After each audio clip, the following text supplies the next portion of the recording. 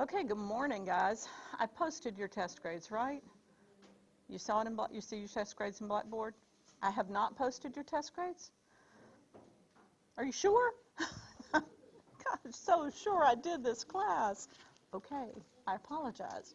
I do have your test with me, and we will be able to see those at the end of this class, but I will also be, I could have sworn I posted them. Are you guys positive that I have not?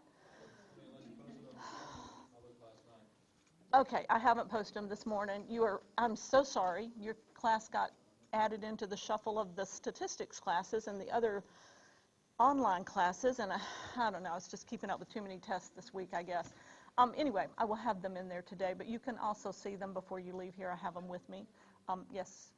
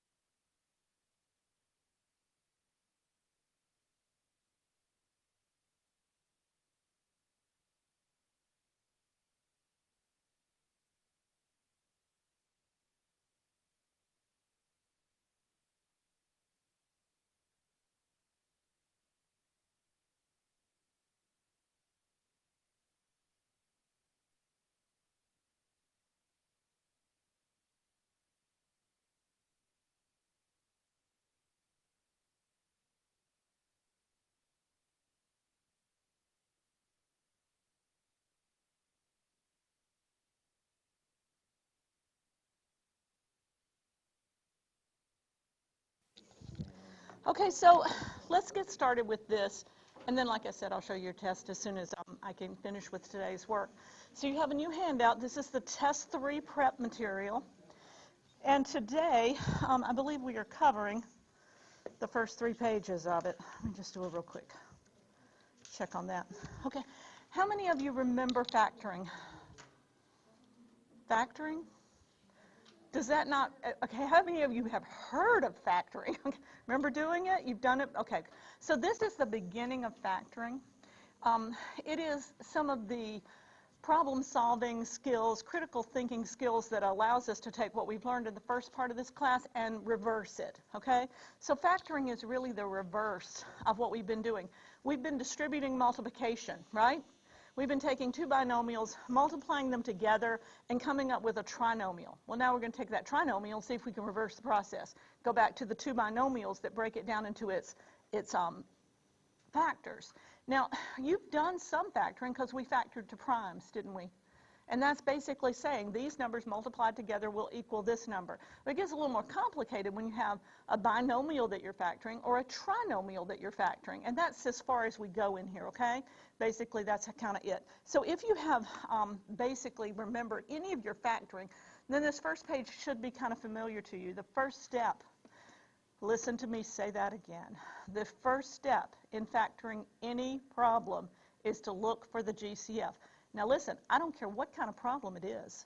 I don't care if it's a grouping problem. I don't care if it has 4 terms. I don't care if it has 3 terms. I don't care what the problem is. The first step is to look for a GCF. Don't skip the first step because you can factor it, but you'll be wrong. You understand what I'm saying? When you factor it, if you don't take out the GCF first in a problem that has one, you'll get factors, but they won't be the smallest possible breakdowns. There'll still be another factor inside there that you missed, okay? And I'll show you what we're talking about when we get around to some of those. But just remember this first step, factor out the GCF. Now the GCF, the greatest common factor, is the number that you can evenly divide, the biggest number that you can evenly divide every term inside the polynomial that you're dealing with by. So what I've got here is a couple of terms, okay? And I haven't given you a polynomial because it's not, there's not a plus sign or a minus sign between these things. I'm just looking at these as separate terms. And I'm asking you if you can find what they have in common. That's the first step, right? So my GCF for this one would be look at each of the individual items. I have a squared multiplied times b multiplied times c. It's a single term. Multiplication glues a term together, right? And then the next term is a to the 4th times b to the 2nd, single term. But we need to see how many a squares, or a's, they have in common. Well, the way you do that with variables, letters that have exponents is really simple. You look for the smallest exponent. How many do these have in common? 2, a squared, okay? That's the GCF for that particular item. Let's look at the b's. How many b's do they have in common? Well, if it doesn't have an exponent, it's understood to be a 1. You know that. So how many do they have in common? Smallest exponent, b to the 1st. They have b in common. Look at the next item, c cubed. How many c's do they both have? Well, this one has c, but this one doesn't. You can't say they have any in common if one of them is missing in one, okay? So that's it. My GCF is a squared b. Now, how do I say, if I wanted to say what I was multiplying a squared b by to get back to those original terms, I would say, let's take it and divide it, right? A squared b c cubed divided by a squared b. Now, you should be able to do that because we've been doing that, right? So I'm going to say a squared divided by a squared. Well, that cancels. B divided by b, that cancels. The only thing left is c cubed. In other words, c cubed times my GCF would get me back to my original term. Do you understand? That's factoring out the GCF. Now we've got the 2 terms, so let's do the same thing over here. I've got, I've got a to the 4th b squared. I'm going to divide it by my GCF of a squared b, and I'm going to see what I come out with. A to the 4th over b squared. I've got a squared left, and it's in the numerator. And here I've got b squared over b. Well, I've got b left, and it's in the numerator. So that's going to be what I factored out, right? I mean, that's going to be my factor. In other words, if I take this and multiply it times my GCF, I'll get back to the original term. Do you understand? And we'll be doing this with polynomials. Now, does it ring a bell? Have you done this before? Yes? Maybe? No? Okay. Well, let's just keep going. Have you? I mean, anybody? Sort of, kind of? Okay. All right, let's do this one. We have 3 terms. Now, these are separated by commas, but normally in a polynomial, they're going to be separated by addition or subtraction. So let's just say we want the GCF for these 3 terms. Well, the first thing I always look at is the number out front. We call it the coefficient, don't we? The number out front, well, this one just has a 1, doesn't it? 6 and 18, well, they don't have anything in common, do they? Because there is no numeric coefficient out here. 1 doesn't really count. It doesn't help me to divide something by 1 because I get the same number, don't I? So I'm not going to be able to factor out a number. Let's look at the next item. X to the 5th, x cubed, and x squared. What is going to be your GCF? Yeah, that was easy, right? We're looking for the smallest exponent. Let's look at the y's. Y cubed, y to the 4th. What do I put down? Y cubed. Let's look at the z's. Z squared, z to the 4th, and z. Just plain old z. That's my GCF. Now let's see if we can divide these 3 terms by the GCF and come out with what the other factor would be. In other words, what would I multiply times my GCF to get back to this original? Now sometimes it's nice to be able to do that without actually writing down the division. So I'm going to do it like this. I'm going to say x squared times what would give me x to the 5th? Yeah. You understand? If I multiply x cubed times x squared, I get x to the 5th, don't I? Let's do this one. Y cubed times what is going to give me y cubed? 1, so I don't ever have to write the 1, do I? So that's taken care of. Z times what will give me z squared? Z times z. I just, in effect, divided this term by my GCF. I said this one times this one will get me back to the original. Do you understand? All right, let's do the same thing over here. I'm going to say, how, for this term, how do I get, I'm going to draw a line so I can separate these things. How do I get from this, which is a 1 in front, back to a 6? What do I have to multiply by? 6 times 1 would give me 6, right? No coefficient, so I have to multiply times 1. X squared times what is going to give me x cubed? Remember, you add exponents if you got the same basis, so I have to have 1, don't I? X to the power of 1 times x squared to get back to x cubed. Y cubed times what is going to give me y cubed? 1. So I don't really have 1 there, do I? And then z to the power of 1, if you need to write it, times what will give me back to z to the 4th? That's the other factor, okay? 6x z cubed times my GCF would get me to that second term, okay? Are you following what I'm doing? All right, let's do the third one. I'm going to say something times 1 is going to give me 18. What's it going to be? And I'm going to say something times x squared would give me x squared. Just 1, so I don't need to write that. And then I've got to have something times y cubed to get to y to the 4th. Just plain old y. And then I say z times what is going to get me to z? 1. All I need is 18y. If I multiply 18y times my GCF, I will get back to 18x squared y to the 4th z. Okay? We factored out the GCF, and then we found the remaining factor. Do you understand what I'm doing? All right, let's take a problem then and take it to a problem level. Now this one says I've got 2 terms, and this time they are separated by addition, so I have to watch the signs when I'm doing this. I want to factor out the GCF. Well, look at both of them. Tell me what the GCF is. Yeah, it is. I can't factor out an x because they don't both have an x, but I can factor out the greatest common factor between 9 and 12. Now listen, the way you do that is you say, what do both of them divide by evenly? What's the biggest number 9 and 12 will divide by? If you don't know, you factor it to primes and figure it out. This is 3 times 3, this is 3 times 4. They both have a 3 in common. I'm going to factor out that 3. In other words, I'm going to take both of these terms and divide them by 3. Well, what do I get when I say 9 divided by 3? And don't forget the x, right?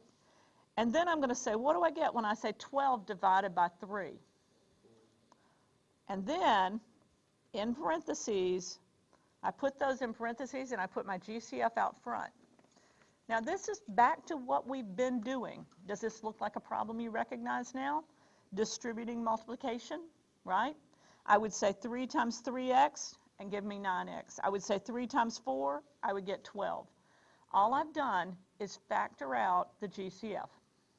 Are you good? Let's do another one. This one has a negative. Be careful.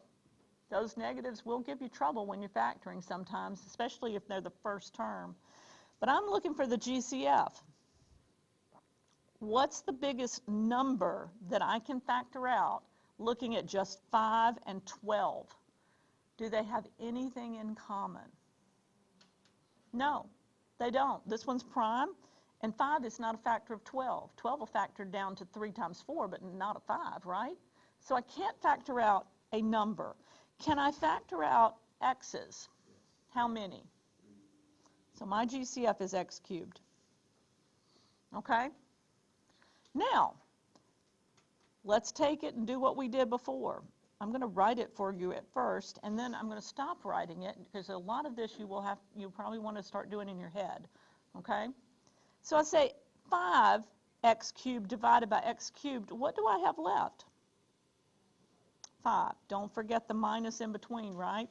I say 12x to the 5th divided by x cubed. What do I have left?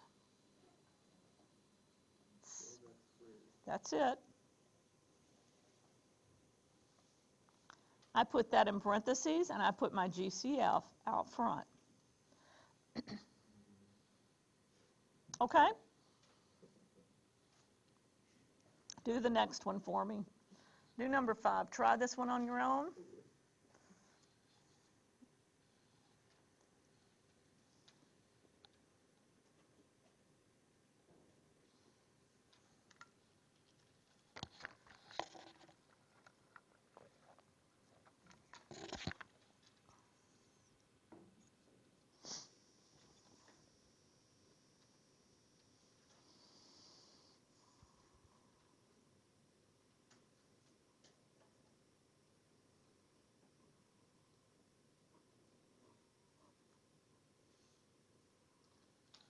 Okay, there's your solution to it. Now this one trips some people up. You know why? Because x to the 5th divided by x to the 5th, in our heads we go, oh, they cancel each other out, don't you? It's a 1, guys. It doesn't go to a 0, it goes to a 1. So you have to put down the 1, right? Otherwise, it's not true. It's not a true statement. You can't say x minus 0 here because you wouldn't be able to multiply x to the 5th times 0 and get back to a negative x to the 5th, would you? So you have to put that as a 1. If it disappears, everything cancels out, don't forget the 1. Are you good with that one? Good? All right, let's go to the next one. This one has 3 terms. Whatever you factor out as the GCF, they all 3 have to have it in common. And this one is the one I told you about that would also be tricky because, look, the first term is negative. Now, if that happens to you, if the first term is negative, you are required to factor out the negative. All right? Well, that flips all the signs when you factor out a negative, doesn't it? So let's call our GCF here. We know it has to be negative something. Now we're just going to pay attention to the letters, aren't we? X's. Well, I don't see any X's in all 3 of them, so that's out. Y's. Well, I don't see any Y's in all 3 of them. There's Y's in the first, but not there. If that happens, and one single term doesn't have anything matching the other, you don't even have to check any further. Because they all 3 have to have it in common, there is no common factor except this negative that I'm required to factor out. So I'll say my GCF is negative 1. Okay? Now, when I factor out the negative 1, and you can write the 1 or not, What do you have? Well, it flips the signs of every term.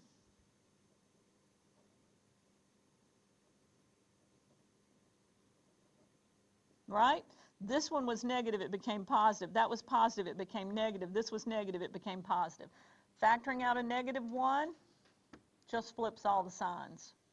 And we wouldn't normally, after this class, when you head into college algebra, you don't write the 1 there. You just put the negative, okay? For now, if you need it, write it. Are you okay with that?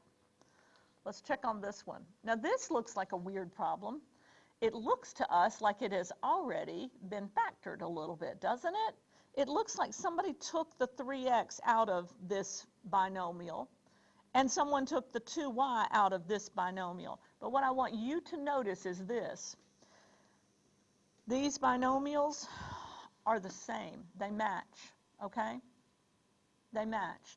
This a plus b is being multiplied times 3x. This a plus b is being multiplied times 2y. If I look at this as a single term and this as a single term, what's the GCF? What do they have in common? A plus b. So I'm going to factor out a plus b. Okay, that's my GCF, right? I should write it up here, sorry. When you factor out a binomial, you always put it in parentheses, okay? Don't skip the parentheses, it's not exactly the same thing. So now I factored out that a plus b. What's left is going to be, what do I multiply times a plus b to get back to the original problem? This is sort of a shortcut. I'm not sitting here and dividing each one by a plus b.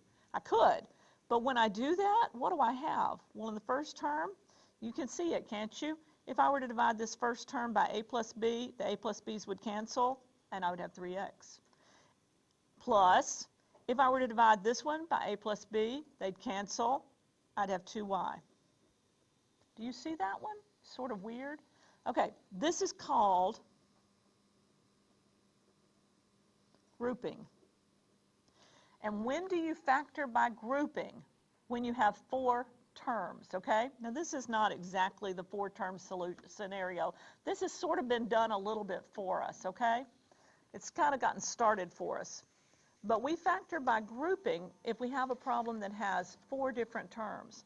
We're going to factor by something else if we have a problem that has, 3 terms, okay? All right, let's look at this one. Semi-factored for us. They've already taken the GCF, haven't they? They've got the GCF already factored out for us.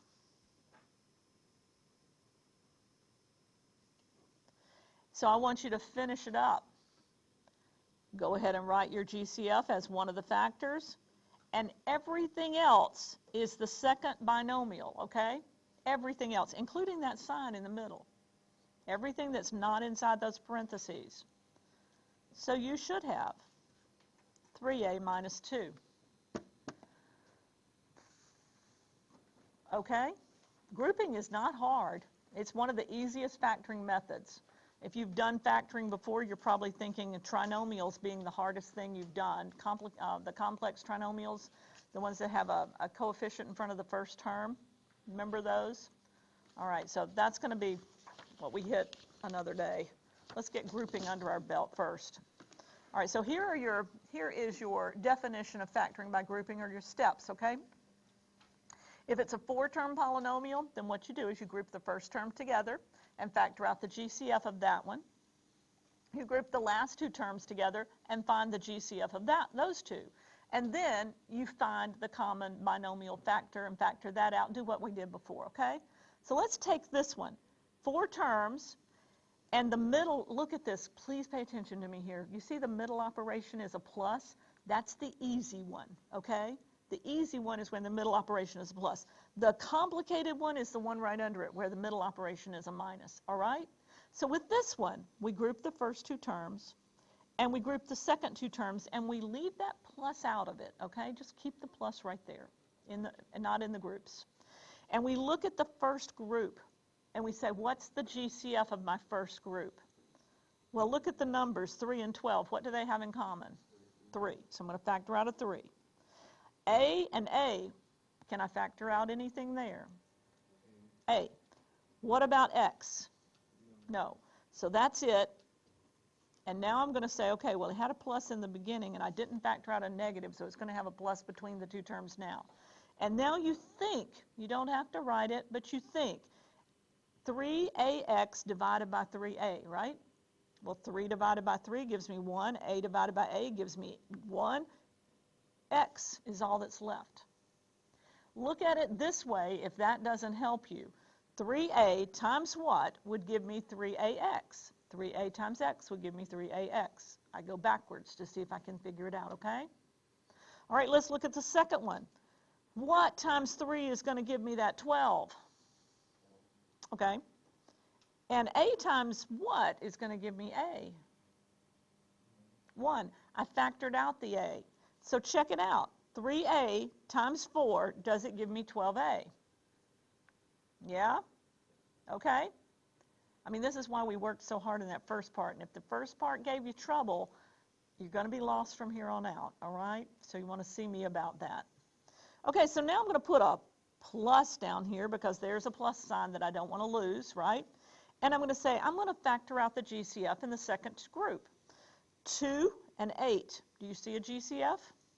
What is it? 2. What about B and B? Yes. What about X? No. Now, put a plus down because that's what we're going to have factored from a binomial, so we got to go back to a binomial, don't we? 2b times what to get back to 2bx? Just x. If you want to think about it as division, and I know I'm explaining this both ways, if you want to go 2bx divided by 2b, well, everything would cancel except the x. That's fine too, okay? 2b times what is going to give me 8b? You know? Think about it if you need to write it down. Sorry. You go 8b divided by 2b. I know that doesn't look like an 8. What do I get when I say 8b divided by 2b? 4. Okay? All right, now look at it. Do I have matching binomials? That's the whole goal in grouping, right? Matching binomials. Okay, so that's my first factor pair, my first binomial of my factor pair. And what do I put in the second one?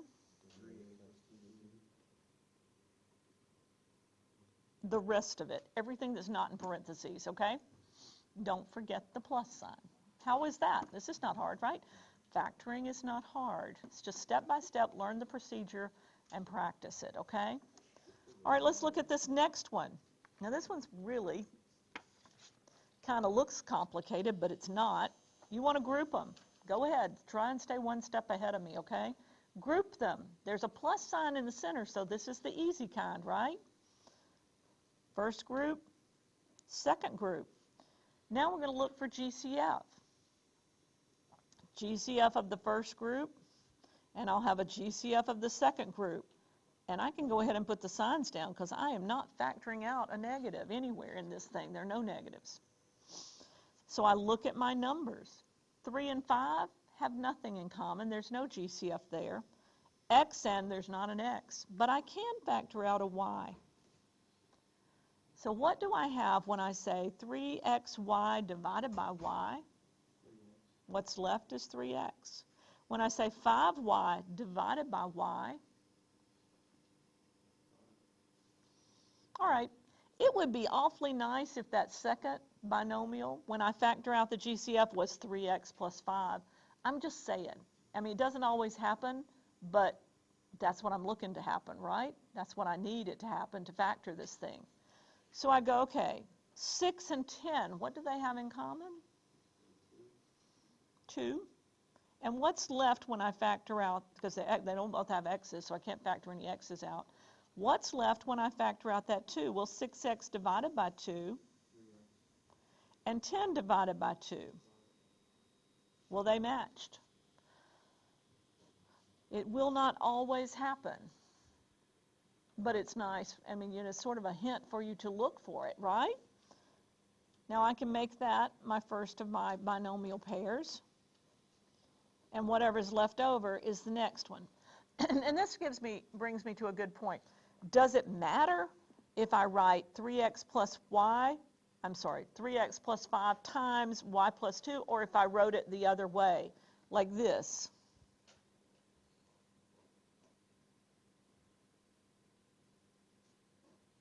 Aren't those the same thing? And if you doubt that, you think about it. 3 times 2, 2 times 3, exactly the same thing, right? Factors in multiplication can be reversed, and so that doesn't matter which binomial I write first, okay? I have a habit, and you should develop a habit too, of writing one of them first. I always write the matching binomial first. It's just the way I've always done it. Okay? You good?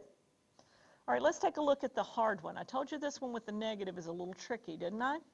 Let's group them, but the negative stays inside the second group. Now look, this is written, when I do that, it's written incorrectly because it is plus the minus. It's not those two terms multiplied together. So I'm going to write a plus sign there just to make sure I remember that I am not multiplying two binomials together, because when I put parentheses down, that's basically what it means. But the negative had to stay in the second group. In the first group, it's easy. My GCF for this first group is going to be what? Somebody tell me. A. So, no factoring out of a negative, so that sign stays the same. AX divided by A is what? AY divided by A is what? Y'all need to talk more. I know it's 8 o'clock, but I'm up here all by myself doing math. Not sure anybody else is doing math with me, okay? All right, let's look at this second group, okay? Now look, there's a negative. We are required to factor out the negative, and this is how you do it. You say, instead of putting a plus down, we say it's going to be a negative whatever it is. Whatever I factor out is going to be a negative, even if it's -1, okay? And then you say, inside this binomial, that changes the signs. These both become positive, don't they? They were both negative, now they're both positive. Put the sign down so you don't stumble over it later. And then you say, what do they have in common? What's my GCF? B. They don't have an X or a Y in common. I can factor out the B. And then I say B, and don't worry, we already fixed the signs, so don't stress about the negatives anymore, okay? So I got BX divided by B, BY divided by B, right? After you fix the signs, then you can just pay attention to the terms and you don't have to worry about it.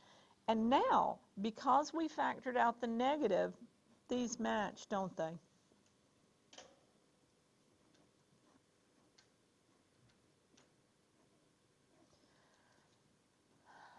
Are you good with that one?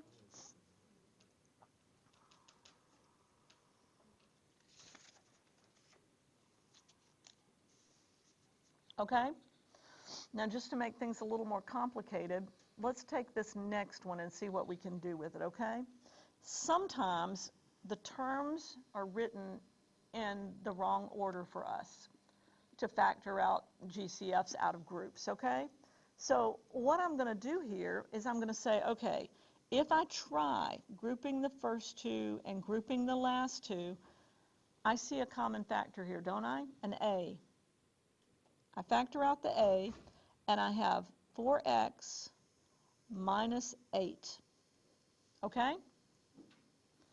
Plus, well, there's no GCF, is there? There's nothing in x and 2. So what I'm saying is 1 times x minus 2, and these two binomials do not match. It doesn't work. I didn't factor, I mean, that doesn't work, right? So I have to go, okay, that one didn't work. What if I rearrange my numbers up here? What if I wrote it so that maybe I see a common factor with these x's, don't you?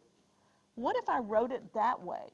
What if I said, I'm trying to find my example here. That's not my example that I wanted to give it, and you guys noticed it too, didn't you? 4x. Forget what I just said. I was looking at problem 6 instead of problem 4 when I was working it, so reverse, okay? I'm rewinding. We're going to factor out the GCF, and we found it to be 4a, didn't we? Okay. So and I'm so glad you found it. I'm going to say minus 2, and this one is x minus 2, right? Are we good? Better? And now we have a common binomial. And what's left is 4a plus what? 1. Thank you. If there's nothing out here, it's a 1, right? Are you good with that, now that I've confused you with my other problem?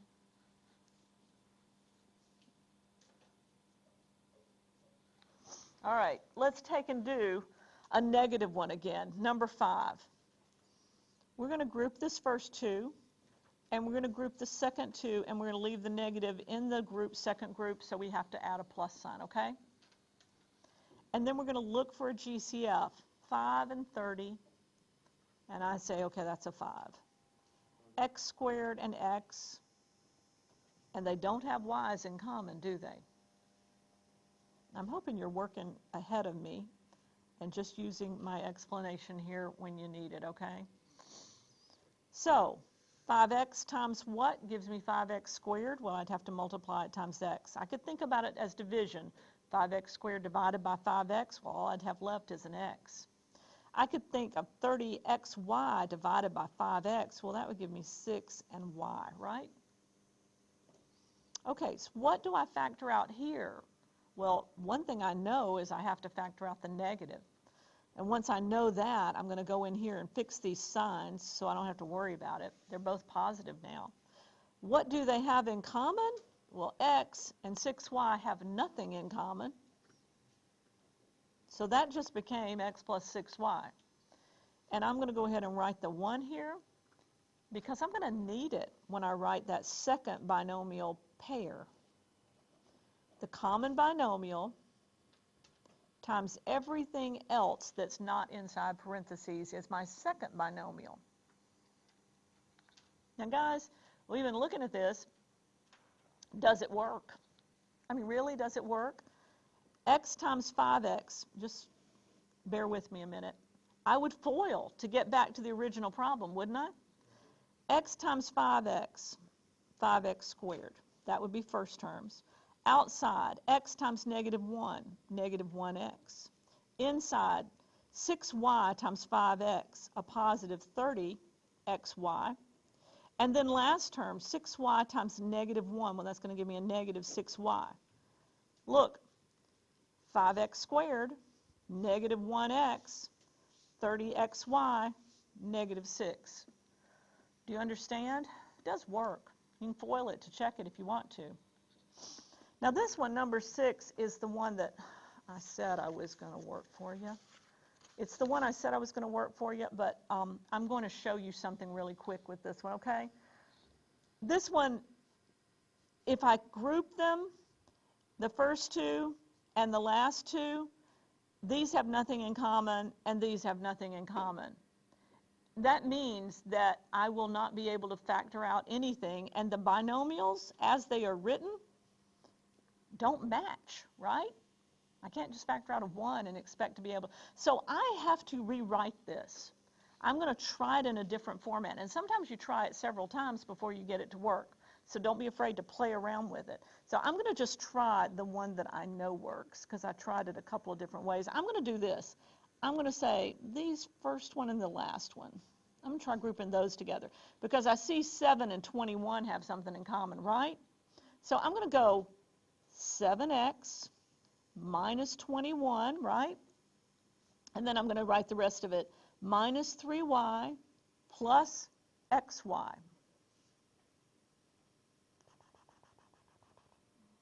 Okay, group these. 7x and 21. Well, I could pull out a 7, couldn't I? 7x divided by 7 gives me x, minus sign.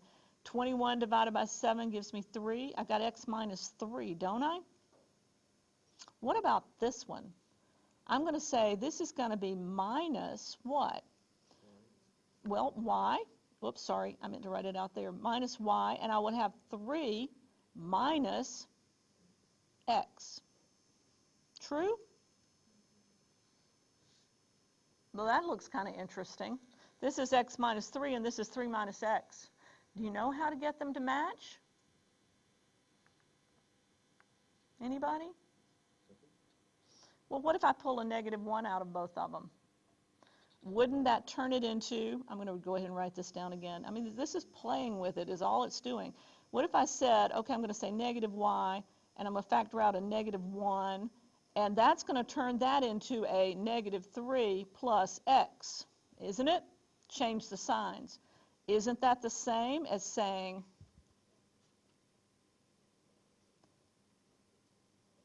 whoops.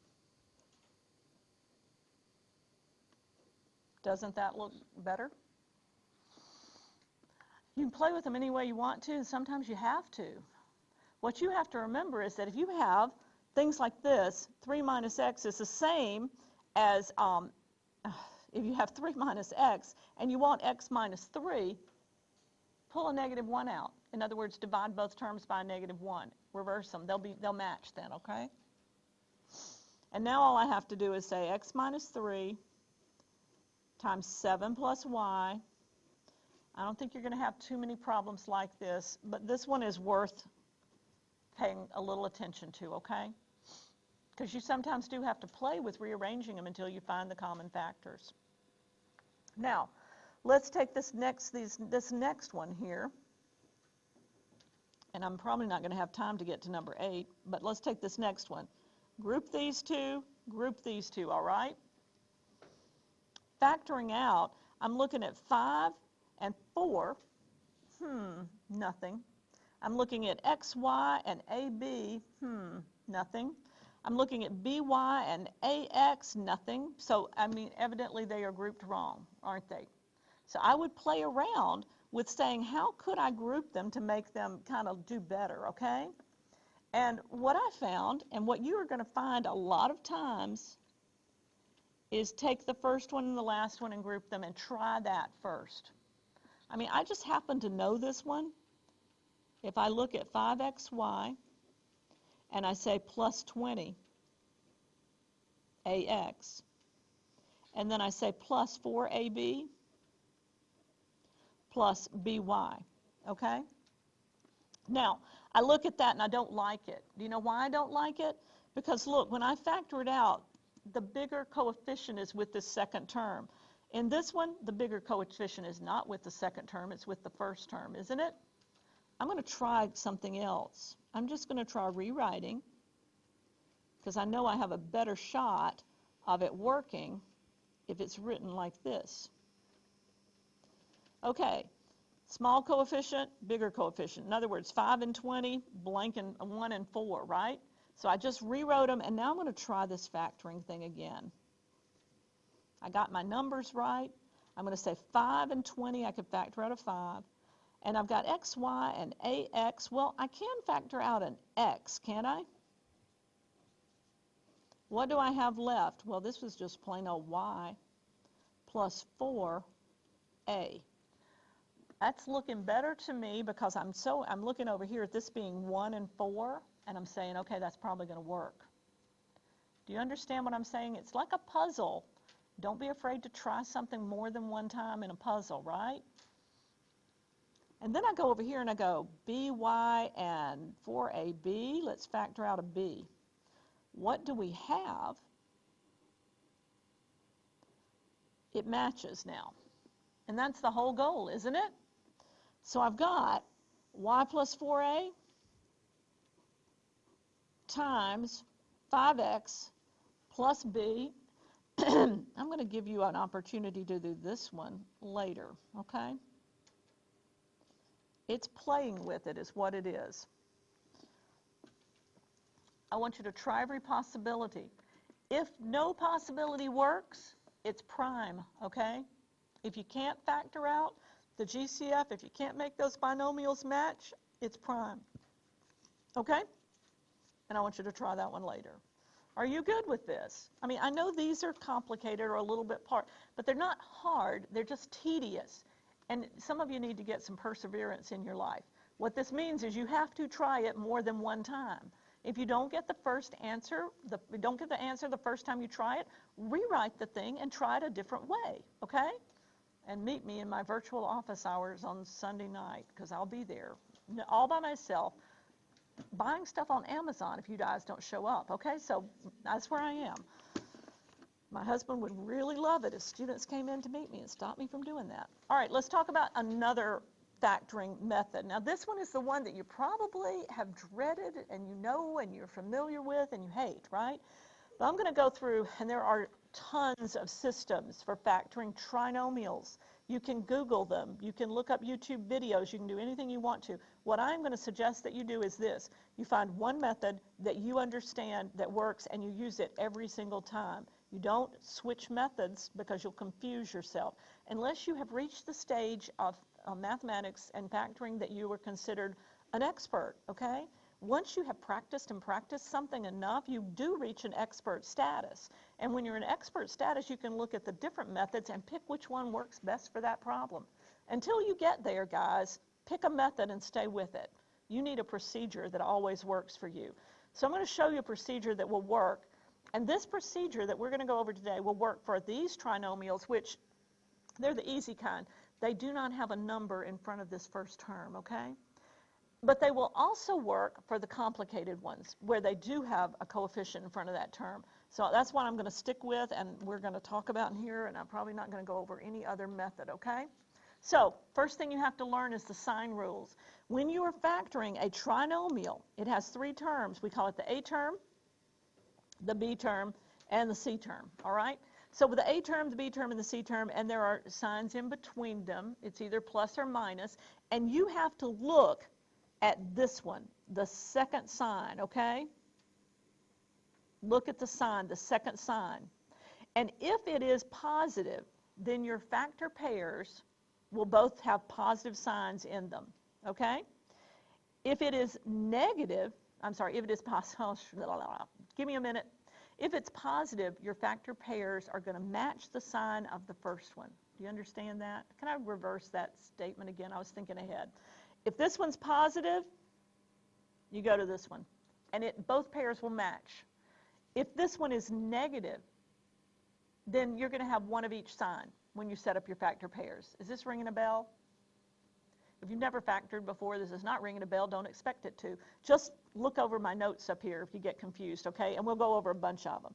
So what we're going to do is look at this one, and we're going to set up our factor pairs. We know we're factoring it to a binomial times a binomial. So we know we have two signs, right, in the middle of those binomials. Now this one, I look at my second sign, it's positive. It tells me, look at your first sign and put a plus in both of them. That's easy enough, right? Now my signs are set. What's my second step? My second step is to look at this first term out here and to take the square root of it. In other words, it's square, I'm going to half it. I'm going to say this is an x and an x. Now, think about it. When you FOIL, x times x to get x squared, right? Okay, so that's not anything unusual. And the second thing you do is you draw on a little x here. And this is simple. But then what we want to put in our x is the c term. Remember, A term, B term, C term. We want to put the C term up there. It's a positive 15. We want to put the B term down here. What am I talking about? The number that's in front of whatever variable I've got.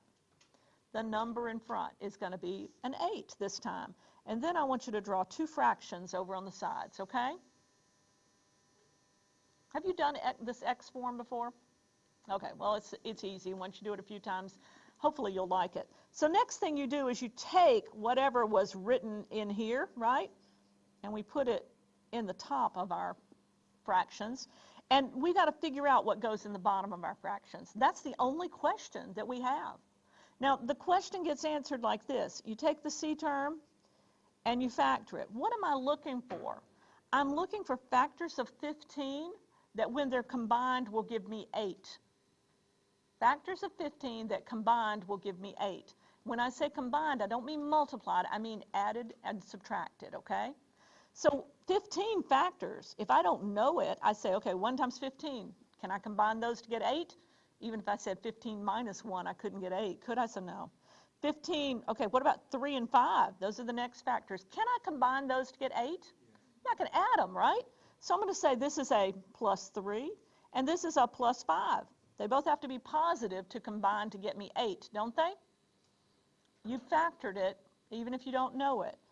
This is your first factor. What is it? X plus 3. This is your second factor. What is it? X plus 5. Just put them in. Does it matter which one comes first? No. You know, binomials can be written in any order. Now you want to check it. And listen, this is a step you don't want to skip. FOIL it to check it. X times x, x squared. And I'm going to do this the quick and easy way, okay? You can always multiply first terms. You guys know how to do that in your head. You know how to multiply last terms in your head. 3 times 5, 15. And put a check mark to show you did it. But when it comes to inside and outside, you probably want to write them down.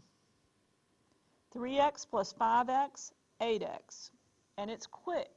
When you FOIL it really fast, you can check it really quick. It becomes very important as these signs change on us. All right, let's take a look at the second one. Work ahead of me if you got this, okay? I'm going to say I need to set my binomial pairs. I look at the second operation, it's positive. It tells me look at the first operation for my signs. This one's positive, so I'm going to use 2 positives. I'm going to take the square root of that first term. Well, square root of x squared is x. And then I'm going to put my x tree together, whatever you want to call it, okay? I'm going to say the c term up here, well, that's a 16. The b term, well, that's a 10. 2 fractions on the sides with my first coefficient out here, my first square root of x squared. And then I'm going to say I need to factor 16. Factors of 16, when they're combined, will give me 10. Well, 1 and 16 doesn't work, and I'll write them down if you have trouble. 2 and 8 would be the next thing I would try. Do you notice how I'm trying them? If I don't know what they are, I start with 1. I move up to the next number. Okay, keep moving up. You can do this easily with your calculator if you don't know the multiplications, okay? So 2 plus 8 would give me 10. So I say I need a positive 2. I need a positive 8 to make this happen. My first factor, x plus 2. My second, x plus 8. And we FOIL to check. We say x times x, x squared. 2 times 8, 16. Inside terms, outside terms. And it's just that quick, okay? It is just that quick. All right, let's take a look at something with different signs to them, okay? I've got x squared minus 6x plus 5. Well, factor pairs. I look at my second term, it's positive. It tells me to use the first term for both of them, doesn't it? Okay? And now I'm going to factor it just like I did before. I'm going to come up here and say I need a 5 here, but it needs to equal a negative 6 when I combine them. Remember the sign there? So I come over here with my fractions, and I say, okay, I got x in both of those. And I say I need to factors of 5 that combined will give me a negative 6. That seems impossible until you remember 1 and 5. How can they be negative 6? Well, they're both negative. When I combine them, it'll give me a negative 6, won't it? So what goes down here? Minus 1, minus 5, and those are my factor pairs. Look, it matches up with the 2 negative signs that I knew had to be there, so that's a good check, isn't it? So this one, the first one, I'll make x minus 1. I'll make this one x minus 5. And then I FOIL to check. I say x times x gives me x squared. Negative 1 times negative 5, positive 5. Middle terms, that's a negative 1x, isn't it? outside terms, well, that's going to be a negative 5x. When I combine those, I have a negative 6x, and I look up here, that's what I needed. I factored it correctly. Don't skip the FOIL to check part. Like I'm showing you, if you do the shortcut for foiling, it's not going to take you 20 seconds to do it. I think it takes less than 15. Okay? Okay. Last problem here, and I really wish I had a different problem as the last one we're hitting today, because what I didn't show you was an example that had a negative as the second sign, did I? Okay, sorry about that. I'm going to go back and show you how to set those signs in just a minute. But this one, we set up the exact same way. We say, look at the second sign, it's positive, so it says use the first sign for both. Okay? Now, I'm going to say this one is 24 up here, negative 11. Set up my fractions. We're good with that, right? Everything happens the exact same way. Factors of 24, that when I combine them, I'm going to get a negative 11. I don't really know factors of 24. Maybe I need to start at 1. 1 and 24, no way is it going to end up a negative 11, right? 2 would be next, and if I divide 24 by 2, I get 12. Well, even if I said negative 12 plus 2, I don't get negative 11, do I? So what's next? 3 and 8. Can I get negative 11 if I combine somehow 3 and 8? Yes. How? Negative 3 plus negative 8 will give me negative 11. I think I found it, right? So this is going to be a negative 3. This is going to be a negative 8. Well, I should have known they were both going to be negative, right? Over here it told me. So I got a negative 3, negative 8, and I'm going to check it. X times x is x squared. Negative 3 times negative 8, positive 24. Inside, this gives me a negative 3x, and outside, this gives me a negative 8x. I got a negative 11x. That's what I needed, right?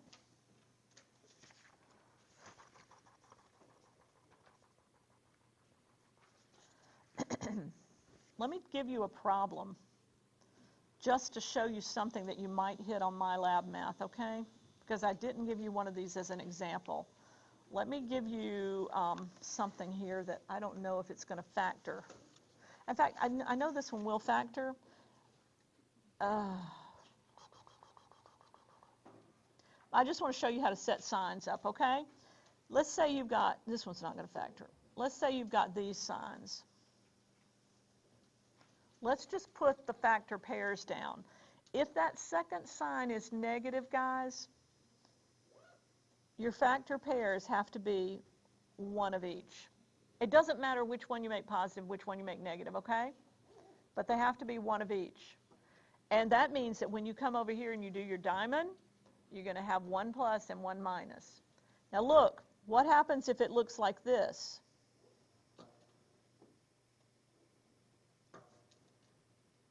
It doesn't matter. If that second sign is negative, you don't even look at the first sign. You set your signs to one of each. That's all I want to show you. These two don't factor, actually, so I can't take it all the way through. But keep that in mind, okay? Now, this is not going to be an easy lesson. If we need to do some review on this, we will, but we've got to go into 6 different methods of factoring is what we have to cover. So this is 2 of them. When we come back, we do the more complicated trinomials. Now, I do have your test for you. I'm trying to leave some time so that you can look at them, okay? But let me finish saying this. When we come back, we're going to do the more complicated binomials. Make sure you have practiced this before we get back here, okay? On, what's today, Wednesday? On Monday. Otherwise, you're really going to be left out in the cold. Okay.